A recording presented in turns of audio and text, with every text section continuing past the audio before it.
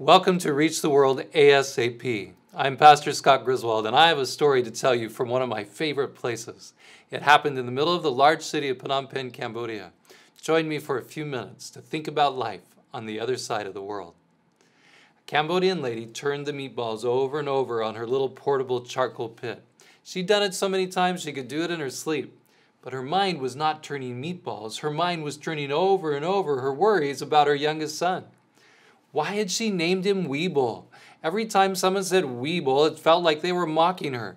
Vibol means abundance. Abundance. Abundance. That's what I had hoped he could have.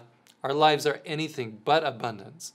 My husband's an alcoholic. I can hardly remember when he last had a job. And these meatballs, they make me just enough to buy some rice and keep us in our little hut. But it was Vibol that she was most worried about. He was the youngest of her two boys and the naughtiest. The neighbors said he was running around with the local gang, and she hoped it wasn't true, but all she knew was that she could never get him to do anything at home. He wouldn't help her form the meatballs or roast them. He wouldn't sweep or wash clothes. All the time, he was just running out the door, just off to play games with his friends or whatever else he was doing. I guess with a dad like his, I can hardly expect better, she thought. I just wish he could go to school. Maybe someday, if I can save enough. Well, one day, Vibol wandered by a small building with a tall sheet metal wall. He heard children playing inside. That sounds fun, he thought. I wonder if I can go in. He didn't know it was a school. He peeked through the door, and all the children inside were wearing red and white uniforms. That was different from what he'd seen at the government schools. They were always blue and white. The guard asked him, What do you want? He pulled back. He was suddenly feeling shy. The guard smiled at him. He could tell Vibol was poor and not likely in school. Would you like to go to school like these children? Vibol was too surprised to answer. He finally nodded his head. So the guard brought him in to the head teacher, and she told him all about the school. And the best part, that it was free. He saw the kids lining up for lunch. Did they get free food too? Sure enough, before he knew it, the teacher was walking with him to his home to talk with his mother. Vibol's mother gladly agreed to register him for school. She was ecstatic. Was this really happening? A private school offering free education for her son? The next morning, Vibol was up early. He put on the uniform the teacher had given him. The shirt was so white. The red shorts fit him perfectly. He went off to the school, excited for his first day. The day went well. The teachers were nice. The games were fun. Vibol hardly noticed that he was way behind in school for his age. Other kids were too. Many of them had come from a similar background, poverty, hardship. They were eager to learn, just like him. Vibol went day after day and learned more and more. The teachers didn't just teach Vibol to read and write. They taught him from the Bible too. He liked the stories. He liked Jesus. It wasn't long before his mother noticed the difference. Mom, can I help you roast the meatballs? You look tired, Mom. Take a rest while I sweep up. Even the neighbors noticed. Vibol was changing. Today, he loves to study the Bible and learn about Jesus. Every Sabbath, he's at the nearby church singing and participating in the lesson. Life is so much better now. And his mom, she thinks she chose the right name for his son after all. He's learning so much. We may never have lots of money, but we have lots of love. Vibol, an abundance. I got to meet Vibol too. I didn't know his story then, but I took his picture.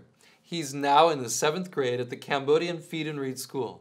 He's one of about 120 students at this school which ASAP Ministries sponsors in Phnom Penh.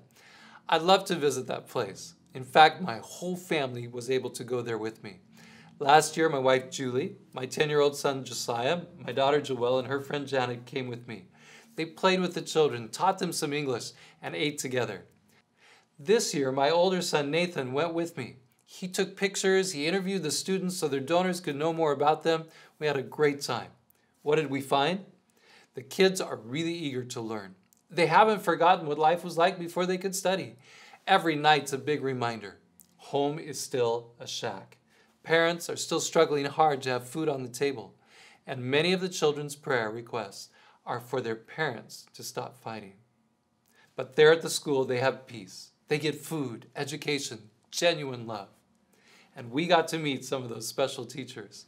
One of the teachers named Chan Sok works with the little ones. She was really worried about a 7-year-old named Kiet. There were a lot of days that he never even showed up for school. When he did, he could hardly study. Chan Sok found out that this boy's parents are almost always fighting. It's scary for him. It's stressful. What did his teacher do for him? Of course, she didn't scold him anymore. She moved his desk close to her. She gave him extra attention. She gave him love.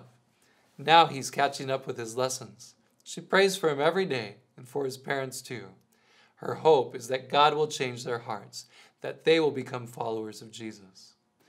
Many of these teachers have themselves been helped. One teacher named Pek Chantao came from a fairly poor home in the countryside. When she was in high school, she found a free English class in town. The teachers were Christians, and she began learning about Jesus. Her parents were not happy, though. They did not want her changing religions. So they gave her a choice. She could go study in the district town of Kampong Cham, become a teacher, or go work with her auntie in the big city of Phnom Penh. Peg knew her aunt was a Christian, so she immediately moved to the city to join her. She worked right next to her, selling Christian books. Peg saw God do miracles for her and the other literature evangelists. She learned to love God's promises, especially the one in Matthew 6:33. You know, the one that says, "Seek first the kingdom of God and his righteousness, and all these things shall be added unto you." But what she worried about was this. What would her parents think? Here she was, becoming a Christian. She prayed earnestly for God to help her parents, to give her permission to be baptized. And her prayers were answered. They didn't seem to mind anymore. She became a Seventh-day Adventist Christian. In her interview, Peg said, "I cannot live without Jesus." She just recently became a teacher at our Feed and Read school. I am so glad to see the love of Jesus shine out of both the teachers and the children. Jesus said, "Let the little children come to me and do not forbid them." Can't you just see him smiling as he looks down at the school? When my family interviewed these children, it was so exciting to hear them say, "When I grow up, I want to be a teacher. I want to be a doctor. I want to be a pastor." Will it be possible for them? It all depends on what happens next. We went searching for two of the girls that were no longer attending.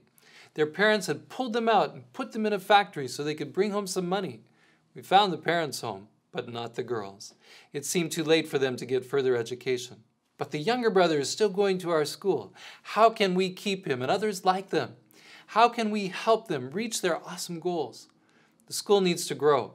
It started with just one grade. Each year they've added another, but now they've run out of room at the place we rent. I saw them holding one class in the library, another class on the porch.